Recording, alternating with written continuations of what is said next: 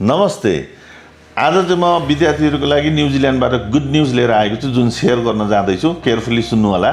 यहाँभन्दा अगाडि चाहिँ डिप्लोमा लेभल 5, डिप्लोमा लेभल 6 अथवा ग्रेजुएट डिप्लोमा लेभल 7 1 इयरको कोर्स गर्ने विद्यार्थीहरूले पोस्ट स्टडी वर्क भिजा पाउँदैन थियो if the course is not in the green list of occupations. त्यो अब चाँडै नै चेन्ज हुनेवाला छ। इमिग्रेसन न्युजिल्यान्डको पोलिसी अनाउन्समेन्ट अनुसार यो आउने 16 नोभेम्बर 2026बाट यो चेन्ज हुँदैछ।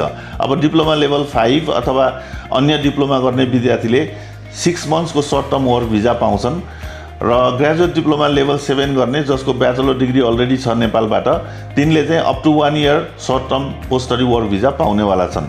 यसले अब धेरै नै सजिलो बनाएको छ। तपाईँले महँगो मास्टर्स डिग्री पढ्न जानु परेन, अथवा तपाईँले ब्याचलर्स डिग्री तपाईँलाई महँगो लाग्छ भनेदेखि डिप्लोमाबाट स्टार्ट गर्न पाउनुहुन्छ र post study work visa short term लिन पाउनुभयो।